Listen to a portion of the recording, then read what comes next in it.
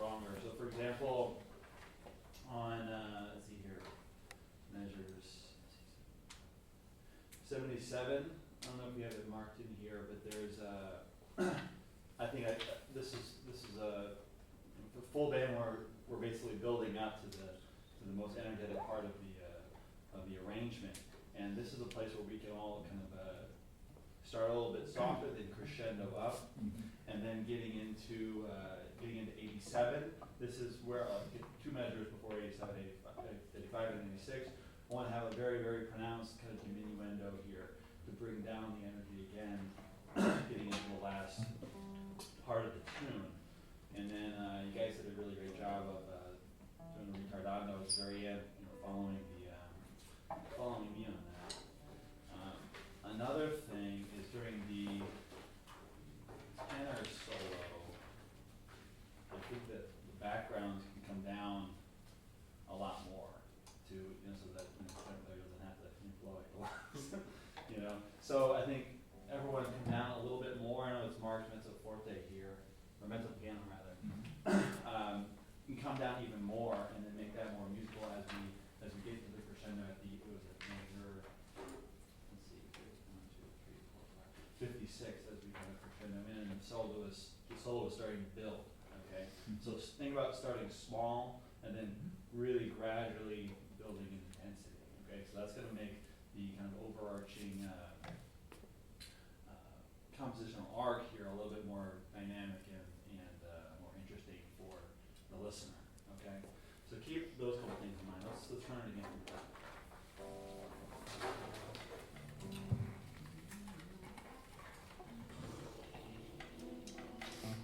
Again, one measure up front and one in. One, two, three.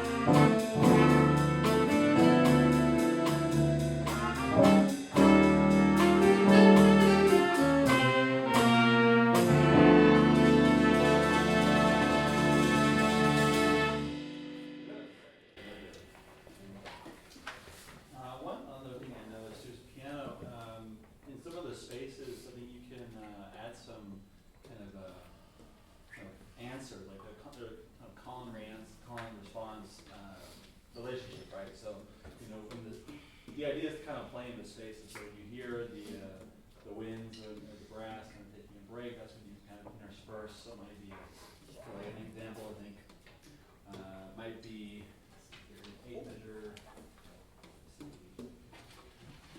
83 and 84. Like the entire ensemble is kind of holding this half note tied to another half note, right? So you got 4.5 beats of adding a little kind of little something there, a little fill, if you will. So listen. You can also listen for that throughout the arrangement, right? So wherever there's these little spaces, you can insert your own little, your own little ideas. And make sure to play out too. Don't be afraid to dig in. You got a lot to compete with. I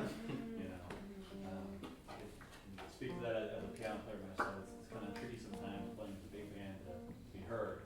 So when there are these little spaces, like take advantage of it.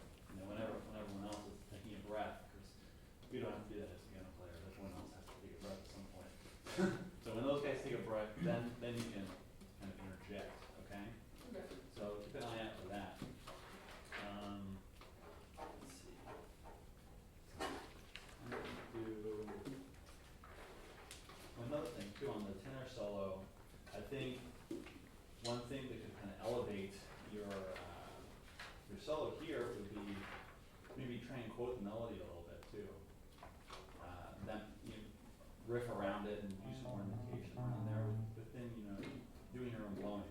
But you can use aspects of the melody and aspects of the arrangement as kind of inspiration for your improvisation. Maybe keep that in mind for this next. I want to do one more time.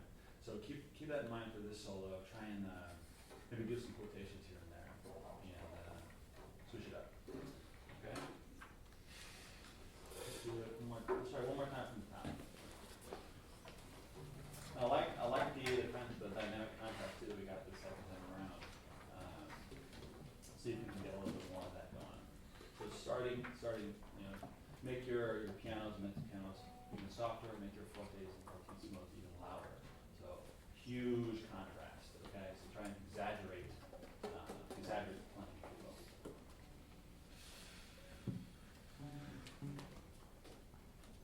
One, two.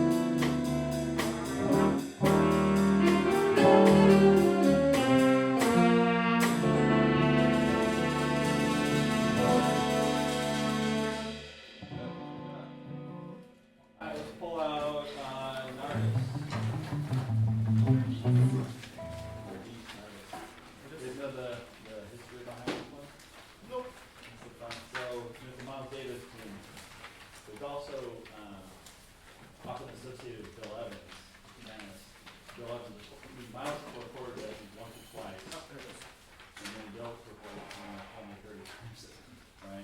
But apparently one of the several stories that go around with the origin of the name, but the most common one is that Miles and Bill were on a gig, and they called the audience and said, "Oh, play this tune," and then Bill's like, "I don't want to play that crap. Like, we can play our own stuff." And he said, I'm an artist. I don't want to play that crap." And then he had this very thick New Jersey accent from New Jersey, and Miles thought he sounded like, I'm a Nardis. I'm an artist. In this thick accent, so it was kind of making fun of Bill's accent. You know? Really? Yeah. Huh, an artist. I'm an artist. I'm an artist. Oh, And then, wow. Yeah. Didn't know that. But, Never heard that. a little history behind it. Yeah. Anyways, so this is an interesting arrangement, another kind of Latin American feel. And one thing to keep an eye out for is these kind of feel changes, going from the bossa nova, going from the bossa nova to the swing. Okay, the transitions I think are probably one of the more difficult things about this. So drums, make sure to set it up real good, because you're going to be setting the stage for these field changes. Another thing to keep an eye out for, I think, is balance again too. So there's an alto 1 solo. So during the alto solo, brass, make sure to come down quite a bit, because you don't want to compete with the soloist. So there should be hierarchy, right? So the soloist should be here, and everyone else in the background needs to be subordinate to that. So keep that in mind. All right, so let's get it into it. Should be one bar up front, and we'll have the pickups into it.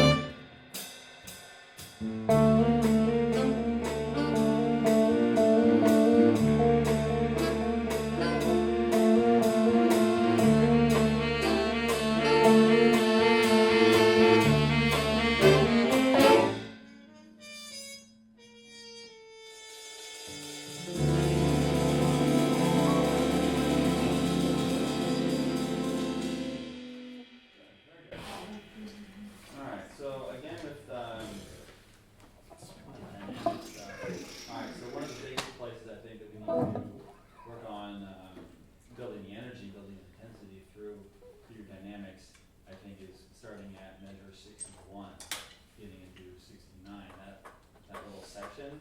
So again, it's marked piano. I want you guys to think, pianissimo, very, very, very soft. Because the softer you start, the more effective this is going to be getting into the 69 where the energy starts to pick up.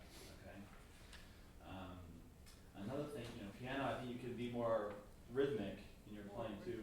Yeah, more rhythmic. I mean, you have stuff written out, some of these rhythms and whatnot, but don't feel like you have to be kind of chained to the page, right? So you can take those voicings that are written there, and also guitars as well. Be more rhythmically active, especially in the bossa nova section. So in Brazilian music, it's all about rhythmic complexity. A lot of those upbeat.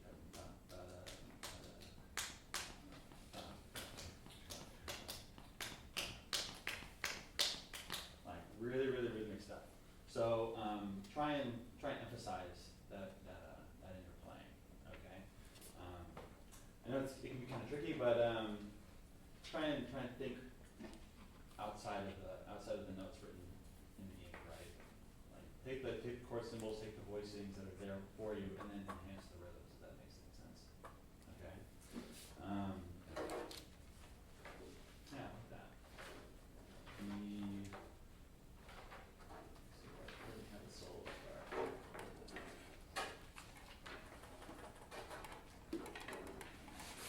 Where's your what? It's 45. 45. Yeah. Yeah, 45. Okay. Yeah. So I think the solo section was pretty good. I think we can emphasize the balance even more, right? But I still think that the saxophone shouldn't have to be struggling to play over everybody else. I think that's something that we can think about, right? As a full ensemble, sax is included, everybody, right? Yeah. So stay underneath your soloist as best you can. Let's try it again. Also in the transitions too. You mentioned the transitions. I think are probably the most difficult part of this piece. Be on top of those transitions from swing to bossa and vice versa, and then going back to the sign, right? You have the DS going to the sign. There was some hesitation there. So don't hesitate. Just like engage with it. Okay. Yeah. The audience can sense any kind of hesitation or fear. Own it. That's a piece of advice that my teachers over the years have always instilled in me. If you're gonna make a mistake, own the mistake. It's better to make a mistake or play out a tune or whatever it may be, and play it with conviction, as opposed to making a mistake. What did I just do? Just own it, okay? Yeah, and it'll sound a lot better. It may sound contradictory, You but play it confidently, then Yes. they think it's just jazz being jazz. yeah, exactly. Playing a minor second off, it can sound hip.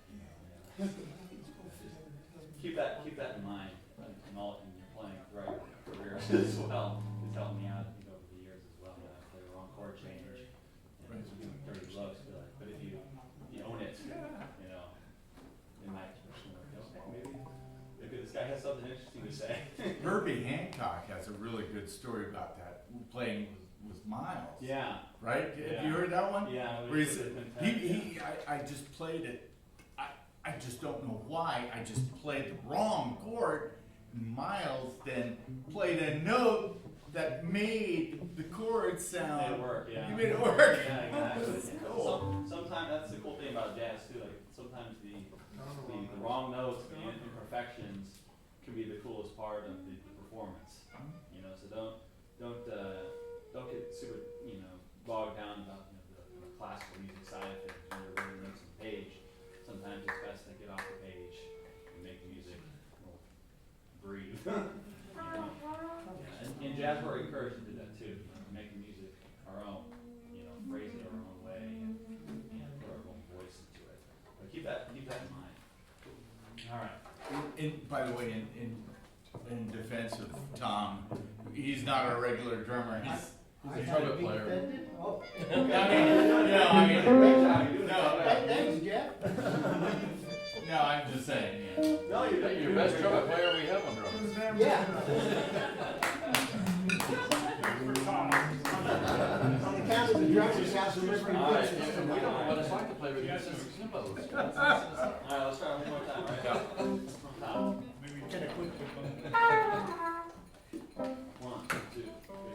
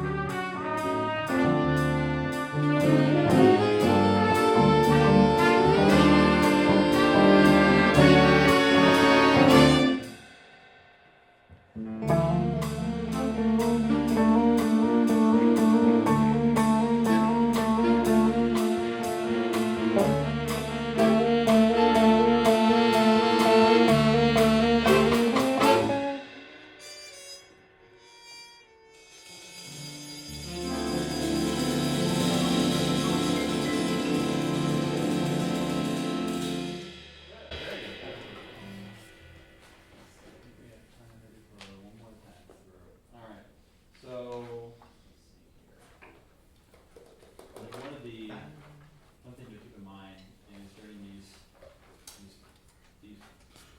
big kind of ensemble pauses, great pauses, if you will, like on measure 45 or measure 44 going to 45, and then into where the bear's butt, and then 80, 83 is another one. These are places where counting needs to come into play. So conviction needs to come to the table, right?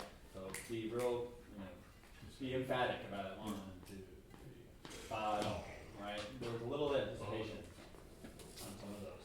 So, and I think the reason why is because everyone drops out, right? That is definitely the reason why. Because usually, if there's other stuff going on, you can finagle your way around things. But when everything is silent, everyone's exposed, if you will. So count, especially at those places where the band is silent and everything is exposed as it is. Make sure you're counting very, very, very precisely. Okay, I think the field changes are getting a lot better. Definitely, those are getting tightened up. And the balance is getting better as well. Good. All right, let's try it from the top one more time. All night.